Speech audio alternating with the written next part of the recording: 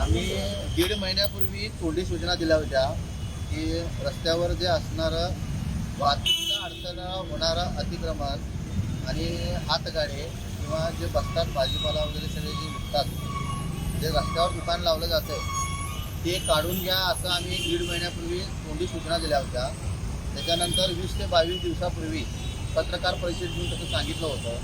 त्याच्यानंतर 8 ते 10 दिवसापासून आम्ही सगळ्यांना सूचना देत आलो आहे, आमचे कर्मचारी, की 21 तारखेपासून तुम्ही रस्त्यावर, मेन रस्त्यावर रहदारीत अडचण होईल असं कुठलंही अतिक्रमण करायचं नाही आहे, गाडा वगैरे लावायचं नाही आहे.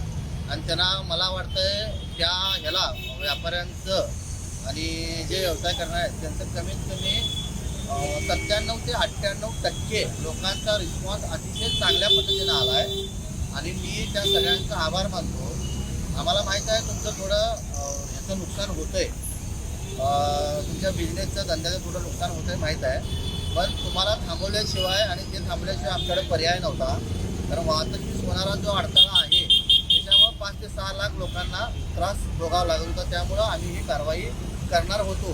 मग तुम्ही स्वतःहूनच त्या सगळं काढून घेतल्यामुळं मी प्रथमतः तुमच्या सगळ्यांचं अभिनंदन करतो. पण मला असं वाटतंय की महानगरपालिका 1, 2 ते 3 दिवस कारवाई करेल आणि परत थांबतील असं जर तुमच्या डोक्यामध्ये जर तुमचा जर भ्रम असेल तर तसा तुम्ही विचार करू नका. तुम्ही जो बिझनेस असेल, तुमचा जो धंदा असेल, तुमचा गाडा लावायचं काय तर विकायचं असेल तर तुम्ही मेन रोड सोडून जे आतले रोड आहे तिथं तुम्ही जागा बघा. तुमच्या बिझनेसला, धंद्याला आम्हाला काही अडचण नाही आहे, पण तुम्ही फक्त मेन रोड सोडायचा आहे. मेन रोड सोडून तुम्ही आत काय असेल ते तुमचा बिझनेस तुम्ही करू शकताय, आम्हाला काही अडचण नाही. पण त्याच्याही ह्याच्यामध्ये जर तुमच्या धंद्यामुळं जर वाहतुकीस अडथळा जर तिथंही जर झाला तर तुमच्यावर कारवाई करण्यात येईल. एखाद्या वेळेस काय होतं आहे, आतल्या रोडला सुद्धा एखाद्यानं जर ते गाडा घातला, दुकान घातलं, काहीतरी विक्री केली, समजा त्याचा धंदा चांगला असेल, त्याचं प्रोडक्ट चांगला असेल तर तिथं गर्दी होत्या. ती गर्दी कमी करायची जबाबदारी सुद्धा त्यांची असणार आहे. त्यामुळे ती गर्दी कमी झाली पाहिजे. आमचे कर्मचारी स्वतः फिरतील आणि आमचे जे पदाधिकारी, सभापती जे फिरतील त्यांना जर असं जर वाटलं की ह्या प्रोडक्टमुळं किंवा ह्या दुकानमुळं, ह्या गाड्यामुळं रहदारीत अडचण व्हायला लागल्या तर त्याच्यावर सुद्धा कारवाई करण्यात येईल.